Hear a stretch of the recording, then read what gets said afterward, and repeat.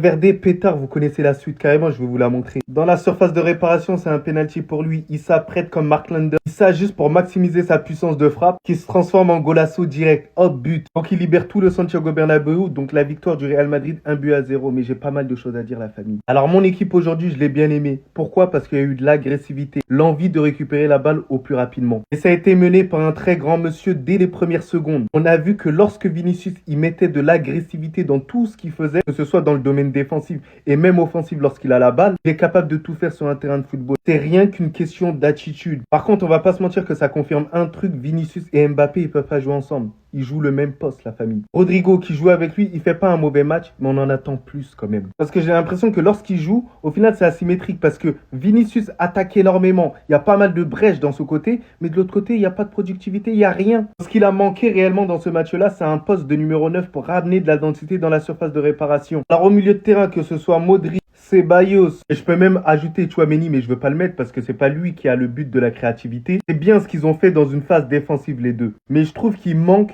cet aspect créatif pour faciliter encore plus les attaquants. C'est ça qui nous a manqué, c'est pour ça qu'on ne marque pas assez de buts. Parce que si vous regardez tout le match, on n'a pas beaucoup d'occasions, si ce n'est les exploits individuels de Vinicius. Et après, à ne pas oublier que par exemple Ceballos, il revient de blessure, donc allons tranquillement. On peut se poser la question de est-ce que Camavinga, le meilleur pour lui, c'est d'être latéral gauche ou pas? Moi, je pense que maintenant, il est temps qu'il se positionne en tant que latéral gauche parce que c'est vrai qu'il y aura pas mal de concurrence au milieu de terrain. Et surtout, on va pas se mentir qu'il peut nous dépanner de ouf à ce poste-là. Valverde, il y en a plein qui seront pas d'accord avec moi, mais moi, jusqu'à la fin de la saison, il est temps de le mettre à ce poste-là. L'année prochaine, on verra. C'est quelqu'un qui est stable défensivement et offensivement, il peut apporter sa pierre à l'édifice, comme on l'a vu aujourd'hui. Mais sinon, en vrai, ça va toi? Montre combien, alhamdoulilah.